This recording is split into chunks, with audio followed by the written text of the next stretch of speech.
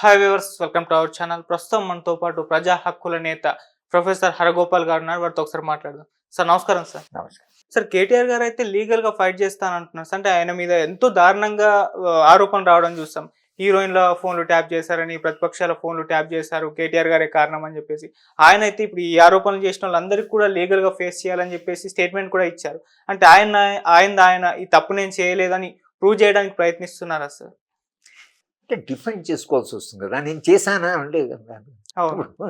ఇది ఎట్లా ఉందంటే బయట సమాచారం వచ్చింది, మ్మ్. సమాజంలో చర్చ జరుగుతుంది.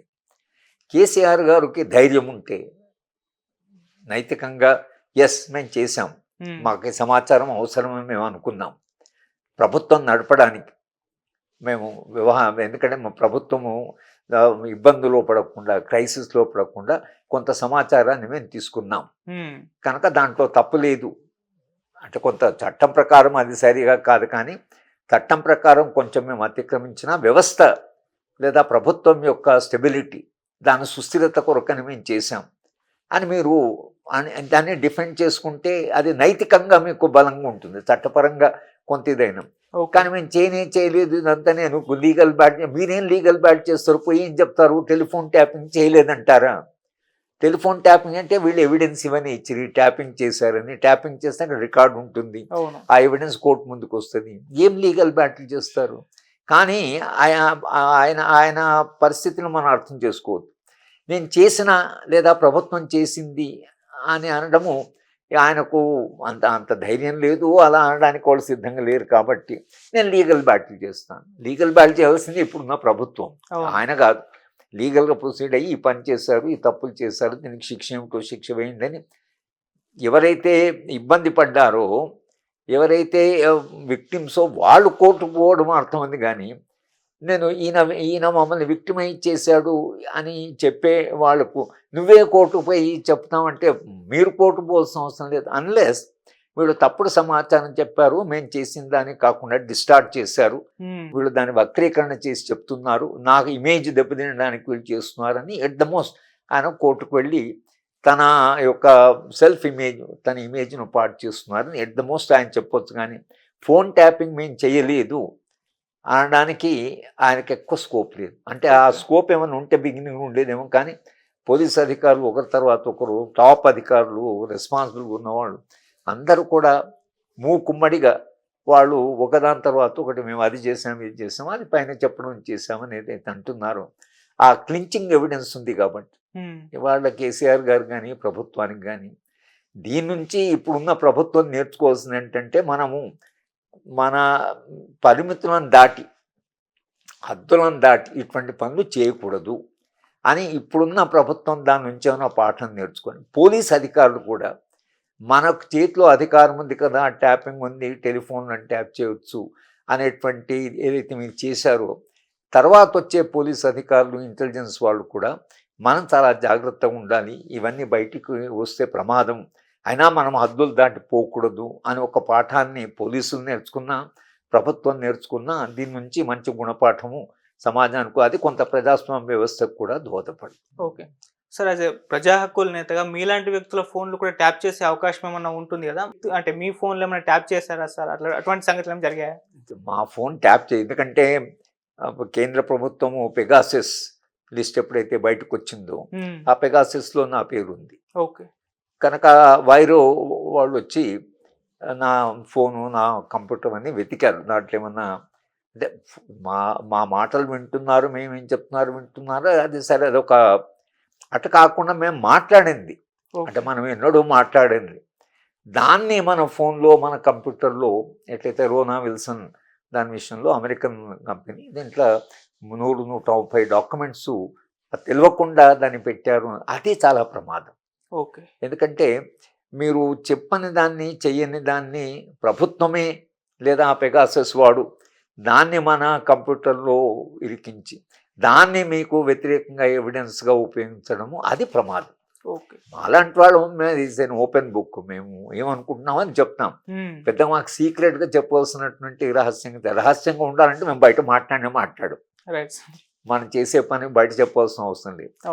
మనము చాలా పారదర్శకంగా మన అభిప్రాయాన్ని స్పష్టంగా మీడియాతో పంచుకుంటాం. మీరు వచ్చినప్పుడు అందుకనే మీడియా వాళ్ళు చాలామంది వచ్చి ఎందుకు అడుగుతున్నారంటే వాళ్ళు నిజాయితీగా చెప్తారు, అభిప్రాయం ఖచ్చితంగా చెప్తారు అని మీడియా వాళ్ళు వస్తారు. మీడియా వాళ్ళు మేము అంత ఇష్టం వచ్చిందని నేను మాట్లాడాను అనుకోండి, తర్వాత నేను వక్రీకరణ చేసి మాట్లాడాను అనుకోండి, ఒక కాలం విని అయితే ఆయన ఏం చెప్తాడంత తనకు తోచింది చెప్తాడు అని ప్రజల్లో ఇమేజ్ ఉన్న తర్వాత ఇంకా మనకు క్రెడిబిలిటీ ఉండదు. క్రెడిబిలిటీ ఎప్పుడు వస్తుందంటే మనం మాట్లాడింది కన్సిస్టెంట్గా జీవితకాలం అంతా మాట్లాడడం, మనని మనం ఎక్కడ కూడా మన అభిప్రాయాలకు వ్యతిరేకంగా మనమే మాట్లాడడం, నిన్న మాట్లాడింది ఇవాళ మాట్లాడింది తేడా ఉంటే అప్పుడు మీకు సమాజంలో క్రెడిబిలిటీ ఉండదు. కనుక ఇప్పుడు క్రెడిబిలిటీ ఉన్న వ్యక్తులు ఎవరైతే ఉన్నారో సమాజంలో వాళ్ళ మాటలే వింటున్నారు సమాజానికి. మిగతా వాళ్ళు మాట్లాడితే ఏదో మాట్లాడుతుంటారులే, వాళ్ళు అదేమి వినేది అని అది సమాజానికి ఆ క్రిటికల్ యాంగిల్ ఉంటుంది. కనుక మా మాటలు వింటున్నారని మాకు తెలుసు, మనం మాట్లాడేది వింటున్నారని తెలుసు. నేను వరవరావు గారితో కూడా మాట్లాడతాను, వరవరావు గారితో మాట్లాడినా కూడా చాలాసేపు మాట్లాడతాను. తెలుసు అది ట్యాప్, ఆయన ట్యాప్ అవుతుంటుంది, నా ట్యాప్. కానీ మేము మాట్లాడేది ఏం మాట్లాడుతున్నాం చాలా ఇంపార్టెంట్ కదా. అవును, మేము మాట్లాడకుండా వీళ్ళంతా రెవల్యూషన్ గురించి మాట్లాడారు, తర్వాత వీళ్ళు ఒక కుట్ర చేస్తున్నారు, వీళ్ళిద్దరు కలిసి ఇటువంటి పనులు చేస్తే ప్రమాదం అయిపోతుంది. అవును, కనుక అటువంటిది కాకుండా, ఎందుకంటే మీకు ఇంటెలిజెన్స్ ఇప్పుడే కాదు, ఇది వలసవాద కాలంలో కూడా మీరు గాంధీ గారి మీద ఇంటెలిజెన్స్ రిపోర్ట్స్ని చూస్తే, Indian Institute of Advance Study షిమ్లాలో గాంధీ గారి మీద అప్పటి పోలీసు లేదా అప్పటి ప్రభుత్వము బ్రిటిష్ గవర్నమెంట్కు పంపించిన ఏదైతే ఇది ఉందో ఇంటెలిజెన్స్ ఇన్ఫర్మేషన్ ద్వారా వాళ్ళు చెప్పినంటే ఈయన పెద్ద ఉమనైజరు, ఈయనకు మహిళల బలహీనత ఉంది, ఈయన ర్యాబల్ రౌజరు, తర్వాత ప్రజలను రెచ్చగొడతాడు, ఈయన అబద్ధాలు చెప్తాడు, ఇవన్నీ రాసి పంపించారు. గాంధీ గారి మీదనే ఇటువంటి ఇంటెలిజెన్స్ రిపోర్ట్ పోతే అదే వారసత్వం ఎక్కడో మనకు పూర్తిగా పోలే.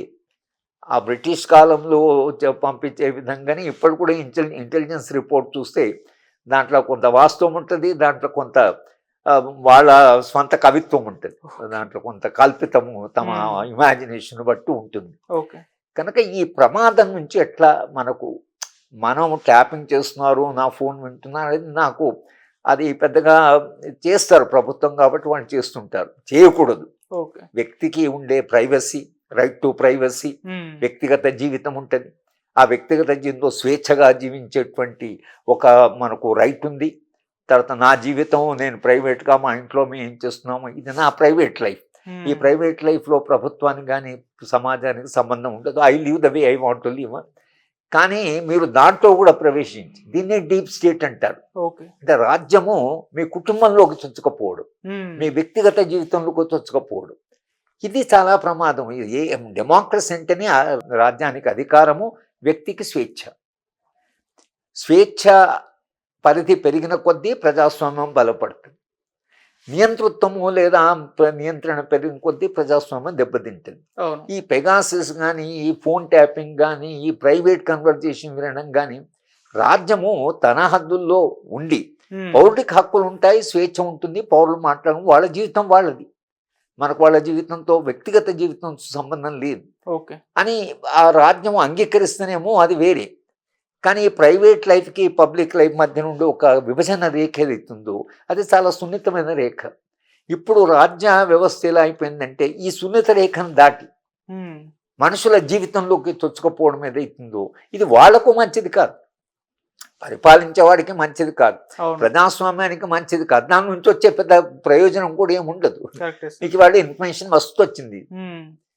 తెరాస ప్రభుత్వానికి బోల్డ్ అంత ఇన్ఫర్మేషన్ పోలీసు వాళ్ళు ఇచ్చారు, కానీ వాళ్ళు ఓడిపోవడం ఆపగలిగారా? లేదు.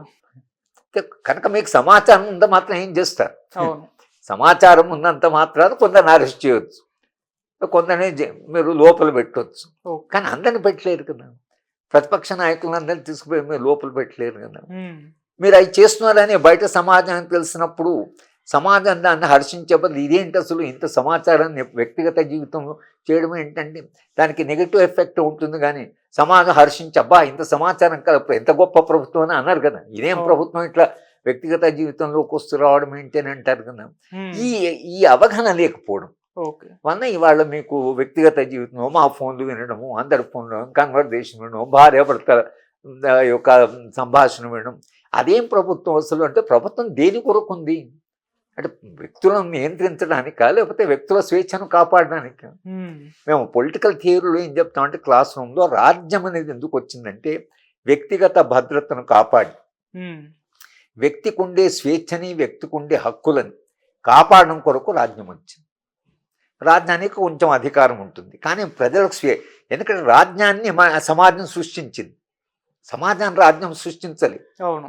సమాజము తాను సృష్టించుకున్న రాజ్యం సమాజాన్ని మింగడం మొదలు పెడితే అది ఎంత ప్రమాదం. అది హిట్లరు ముసలోని లాగా అది ఒక ఫ్యాసిస్టు వైపు దారితీస్తుంది. ఇది ఇవాళ ఈ చర్చ ఏదైతే జరుగుతుందో వ్యక్తిగత ఫోన్లు మా ఫోన్లు వింటున్నారు అనేది అయితే ఈ చర్చ మరింత లోతుగా దాని తాత్వికత, దాని చారిత్రక ప్రాధాన్యత, దాని ఫిలసాఫికల్ ఇంప్లికేషన్స్, ఇది లాంగ్ రన్లో దీన్ని చర్చ ఆ దిశగా ఒకవేళ ఫోన్ ట్యాపింగ్ మీద జరిగితే అప్పుడు ఏమైతుందంటే చర్చ ఫలవంతంగా అర్థవంతంగా సమాజంలో కూడా కాన్షియస్ చైతన్యం పెరిగి సమాజం కూడా చాలా జాగ్రత్తగా ఈ ప్రభుత్వాలు ఇది చేయకూడదు అని ఒక బలమైన ప్రజాభిప్రాయాన్ని సృష్టించగలిగితే ఈ ఫోన్ ట్యాపింగ్ వ్యవహారం జరుగుతున్న చర్చకు ఏదో ఒక ఫలితం ఉంటుంది. కానీ ఉట్టిగా చర్చ అంటే లోతుగా జరగకుండా పైన చర్చ జరిగితే సరే చర్చ జరుగుతుంటుంది అనుకోండి కానీ దాని ప్రయోజనం ఏమిటి అనేది చర్చ ప్రయోజనం ఏమిటి అంటే ప్రజాస్వామ్యాన్ని కాపాడుకోవడం.